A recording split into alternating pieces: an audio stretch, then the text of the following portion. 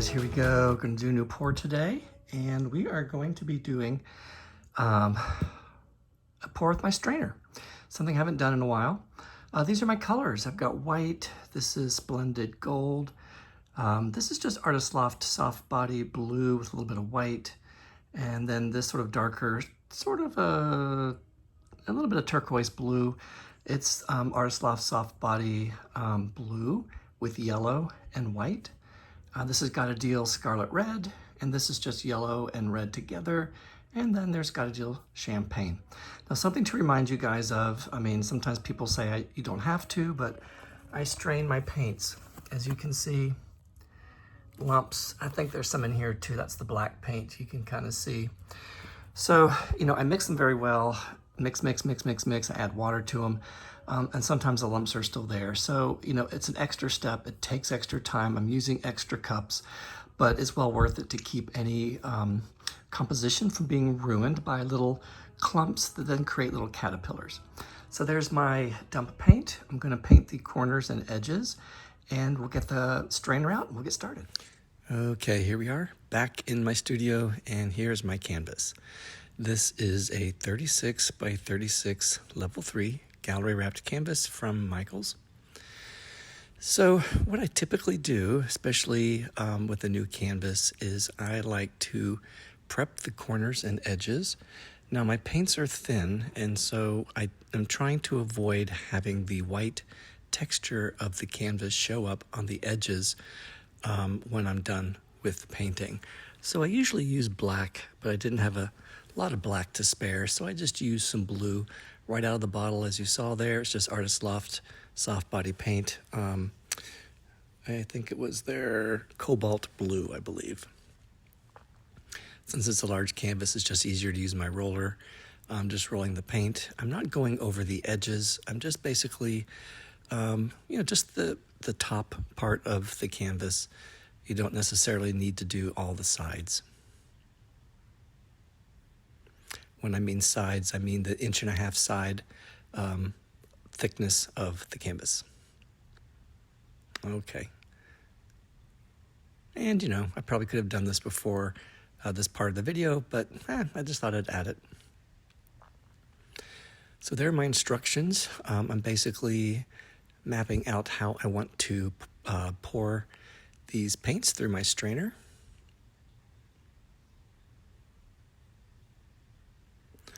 And here we go, starting with the white.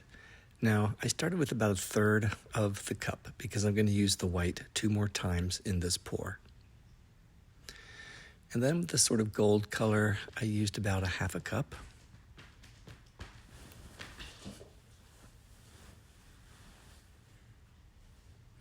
And then with this lighter blue, I put that up against the gold and again used about 1/2 cup.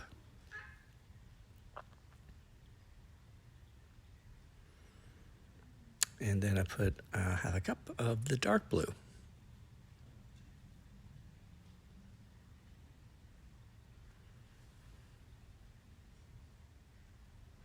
So now this video is in real time. I did not speed it up any, so it's sort of slow. I just take my time when I pour. So here's the second third of the white to put a barrier between the blue and the next color, which is sort of this orange color.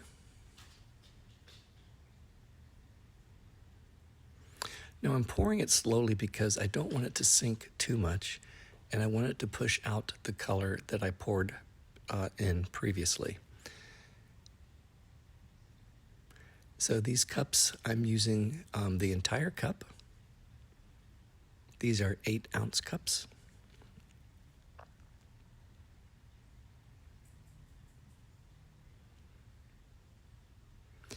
And then I'm using the second half of the gold.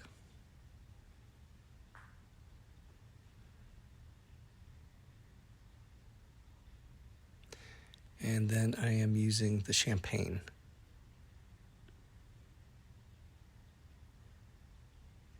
About 1/2 cup there. Adding the rest of the white.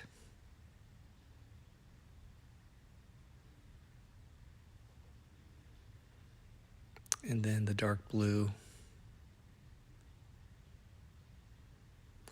And finishing up my cups here with the champagne and then the lighter blue.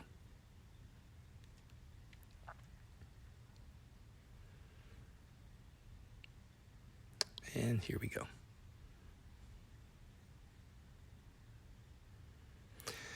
Okay, that's a lot of paint on top of that canvas there.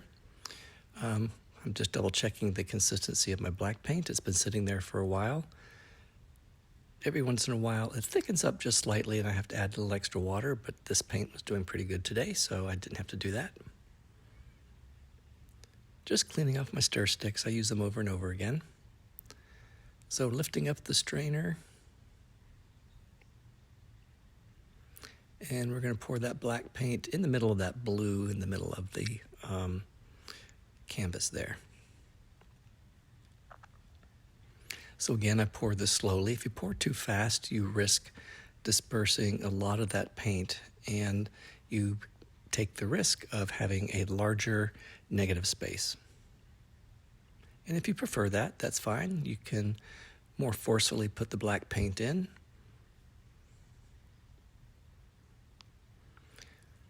Okay, here we go. Now in this pour, I didn't swirl it, I just took it over the edges. And you know, you don't have to tilt it the way I tilt it. You can tilt it any way you'd like. I just tend to be a creature of habit, and I tend to tilt the same way. And then it's bringing all that paint, sort of stretching it out over that last corner. Now, if you use these size canvases, you realize they're heavy with all that paint on there. So sort of resting it a little bit on the pads there, stretching it over the edge. There we go. And you can see a lot of reaction. I'm just going to bring it back a little bit. So you start to see the color coming through on the edges. And again, just pulling that paint back, getting the weight more towards the middle of the canvas a little bit there. The color is slowly coming in. Wiping off my hands here before I get up and put it on time lapse. Just checking the edges here, making sure that the paint is completely over the edge. Sometimes I have to just touch up a little bit as I go.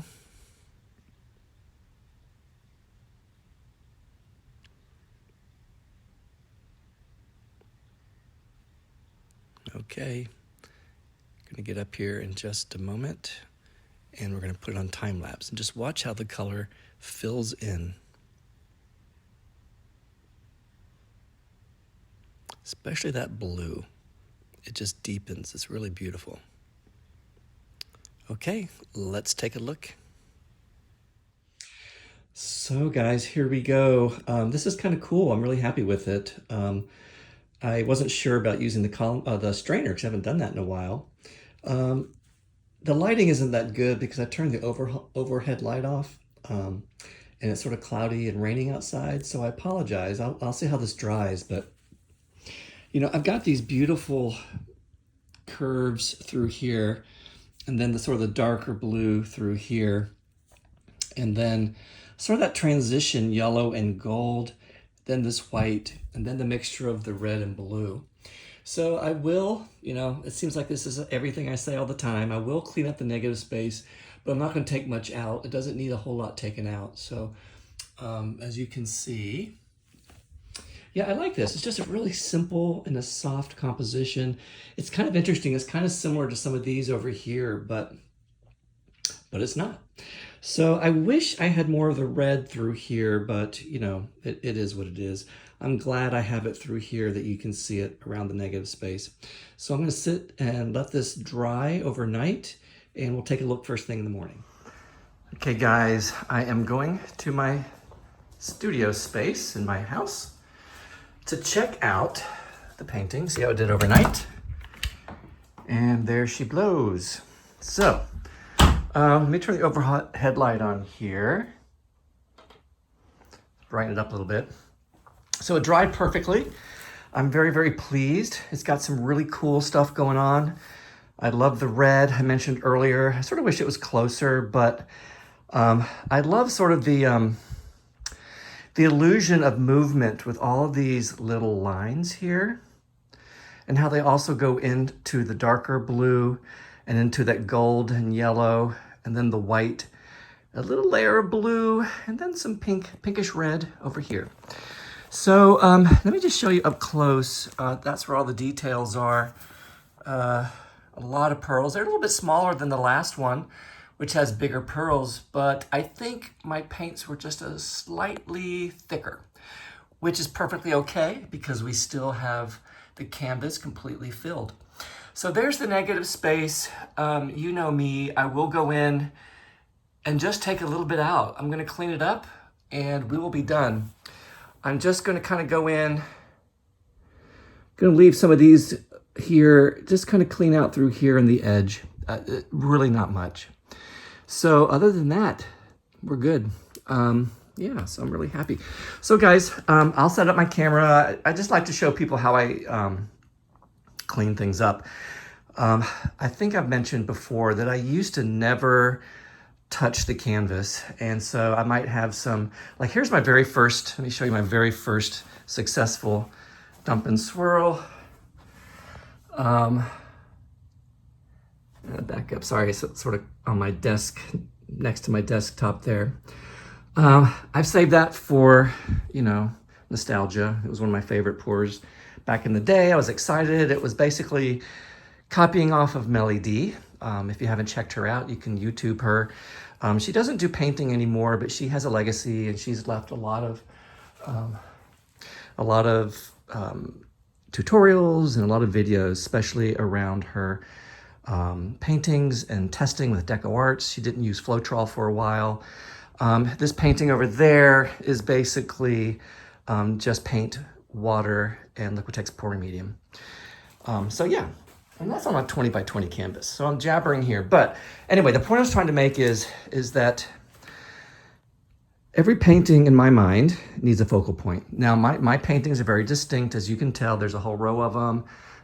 There's one over there, some over here. And so I end up with a negative space because I'm pouring black. And so when I pour the black on top, it disperses the color.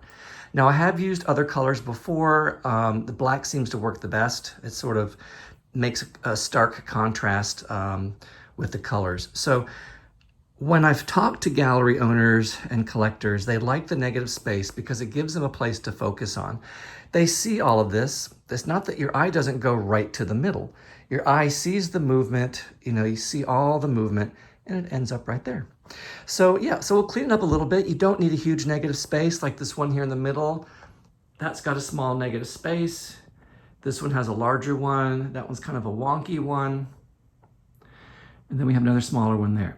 So it just depends on the painting and what would work best. So I encourage you to take that risk, touch up where you need to, make sure things are clean and crisp, and you'll be good to go. Okay, that's enough talking. I'm gonna go set things up and we'll get working on this and get it done. Hey guys, it's Dwight, I'm back here. Just gonna show you how I touch things up. I didn't do a whole lot with this painting, as you can see, because it already had a nice sort of composition around the negative space. So I didn't want to take too much out. I was just sort of defining a few cells and cleaning up the edge there. And that's really just about it. Not too much more from that. Just rounding a few things here and there. Okay guys, let's look at the final results. Okay friends, here we are. We are done. That was just a quick little cleanup around there, just to make it stand out. I really didn't take a whole lot out except for some of the cells that were a little faded. But here we are. So I hope you like it. Let's move in again just to show you some up close. All this blue. And then the white and the orange and the gold.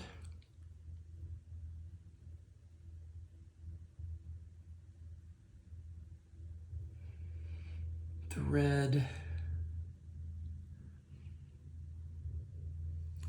Yeah, there we go.